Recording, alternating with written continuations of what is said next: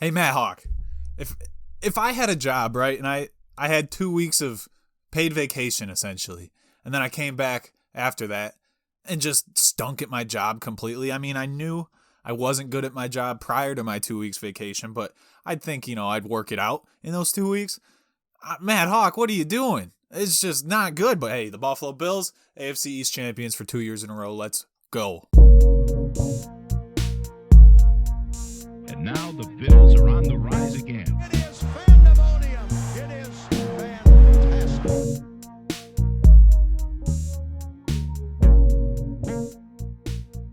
Alrighty, folks, welcome back to another episode of Good Neighbor Sports. As always, I'm your host, Austin Hinton, and if you're new here, we talk Buffalo Bills football. So if you like that kind of thing, if you love the Buffalo Bills and you love their chances in the playoffs, leave a like on the video, subscribe to the channel, you know how it goes. Anyways, let's get right into this video where we're going to recap the Buffalo Bills Week 18 win over the Jets, 27-10, and we win the AFC East for the second year in a row. So it was at home. It was a very cold, windy day in Orchard Park, New York, where the Buffalo Bills hosted the New York Jets, and well, it was the first time that Zach Wilson met with the Buffalo Bills. He hasn't played us yet, and now he knows what it's all about. He's not gonna have a very fun career if he stays in New York, that's for sure. But our guy, Josh Allen, I mean, he had an all right day. I mean, nothing to really write home about. 24 for 45, 53% completion percentage, 239 yards for 2 touchdowns. On top of that, he had 5 carries for 63 yards. I mean, it's just a well-rounded game by Josh Allen. This is kind of the floor for Josh Allen. Not his best game, but we didn't need him in order to win the game, which usually is the case. Our defense was lights out. They're the star of the show. But sticking with offense for a little bit longer, Singletary, 19 carries for 88 yards and a touchdown. Again, Singletary being the featured running back is just phenomenal, and it's been amazing for the team. We don't need a running back committee sort of deal, and it was, I guess, the game plan for the whole season was get a committee going early on, figure out who's hot, and play them into the postseason. So good to see Singletary getting all those touches, and actually, oh man, his yards after first contact is just insane. This dude's a tank. He's a motor. And then also Diggs had a solid day. On 14 targets, he caught 9 of them for 81 yards and a touchdown. It was a cold, brisk day, so a couple of these balls bounced off his hands. A couple other receivers for the same thing, giving Josh Allen his 53% completion percentage. But regardless, the average yardage per reception was 10.2 yards, which is pretty good. I mean, our passing game was excellent, but it was also just bolstered by our run game. So it was good to see. All around great game, except for the special teams, which we'll get into. But before we get into all the bad stuff, let's talk about the good, which, like I just referenced and alluded to earlier, the defense was just lights out, phenomenal, high octane defensive play. And this is just the exact moment, the exact time in the season you want them getting hot, right at the end. And that defense is going to ride that high into the postseason, into our first matchup against the Patriots, which we're not going to talk about this video. I'm going to have a video coming out later in the week previewing that third matchup, the rubber match between us and the Patriots for the wild card round. But our defense was the name of the game on Sunday. And, 9 sacks, 10 tackles for a loss. I mean, everyone was eating it up. Poyer, Addison, Oliver, they're all fierce all day. I know Oliver is just absolutely killing it this season, having a breakout year. Addison had a couple sacks. I think he had 2. I don't have all the stats up right now, but I know Poyer from the secondary just absolutely lighting it up. Oh man, I felt bad. I felt bad for Zach Wilson, because I know we ended Mike White's career, and it was his turn to the slaughterhouse. He was walking in line, he saw the trail of blood, and he just had to keep going, poor guy. The passing game looked pretty easy. There were a couple drop balls all day, but I mean, everyone was open, and Josh was doing his progressions very well. You could see on the broadcast, especially, they were showing it, which was interesting. I've been to all the home games this season except this one. I just wanted to avoid another crap weather home game.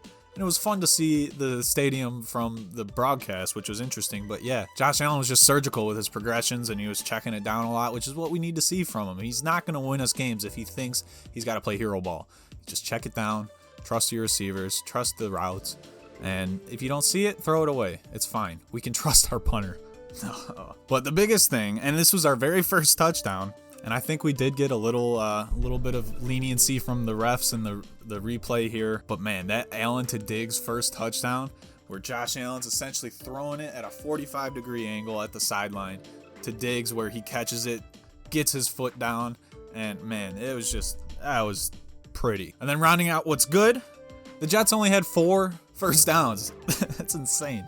Only 4. I mean, our defense was just lights out, and I know it's the Jets, right? They're not like the most amazing on offense, right? They got some talent, but I mean, it's nothing to write home about. But man, only 4 first downs. This is the NFL. This is professional football. This is the top of the top, the cream of the crop. All of these guys on the Jets were stars in high school and stars in college, probably. I don't even know. But moving into the bad, all right?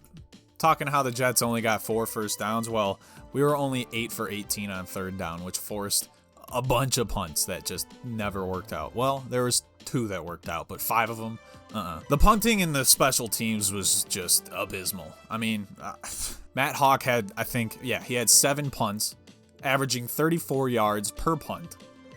He muffed one of the snaps, fumbled it. That was not good. He shanked it on all sides of the field. He got a blessing in the form of a penalty from the Jets, I believe, and then actually made his punt even worse than the previous attempt. It's just not good. We know he's not a good punter, but god damn. Our field position is just garbage. It is just garbage, which is a testament to our defense as well. Our defense played as well as they did without good field position all day long. It was horrible field position all day long because of Matt Hawk. And I mean, man, he's a great holder for Tyler Bass. Tyler Bass was 100% on the day, but man, special teams, not so good. I will make an exception though. Cam Lewis on that blocked punt, stellar, good work there. He really erased a little bit of the wrongdoings that was done all day long on special teams, but it was still a very big net negative game from special teams, other than Cam Lewis and Tyler Bass. And also we had to put in Micah Hyde to return punts and kicks and all that. I mean, we can't trust McKenzie. We can't trust Stevenson. And I don't even want Hyde out there. I mean, he's going to get hurt, and then our secondary is even more banged up because Trey White's out. Micah Hyde could potentially be out for returning a ball on the most dangerous play in football.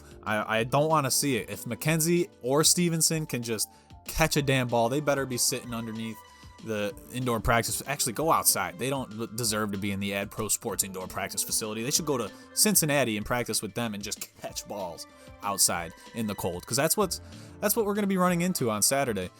Which actually, Saturday Night Football, Buffalo Bills, that tailgate's going to be crazy at home. But like I said, we're not talking about that game. It's going to be a future video. Special teams, bad. Just, I don't want to see Hyde returning balls, but if that is what has to happen because our actual returners can't hold down the job, so be it. But man, it's just not a good look. And then to round out what's bad, in my opinion, Allen was missing throws. It was cold. The ball was probably hard as a rock. But man, you gotta lead those receivers a little bit. Stop throwing them behind it or into their feet or over their heads. Other than that, good game. Overall, it was a good team win. Well, I can't say team win. Overall, it was a win, and the Buffalo Bills took home the AFC East Championship title for the 2nd year in a row, which is great. And we didn't even need to win in order for it to happen because the Dolphins absolutely spanked the Patriots around.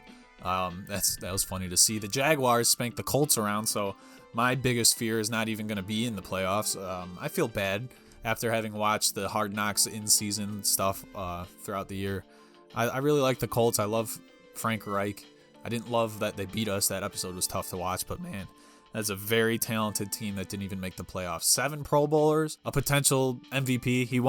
Jonathan Taylor's not getting MVP now, but man, that was a very talented team that just couldn't make it. It's crazy the Buffalo Bills have 0 players on defense that are going to the Pro Bowl, but whatever. And then just a little side thing. I mean, if you guys were watching the Chargers-Raiders game, that was so funny. Because if they tied, which it was 32-32, I believe, it went into overtime and they both got field goals and it could have just tied. Both those teams would have been in the playoffs and the Steelers would have been kicked out. I was hoping.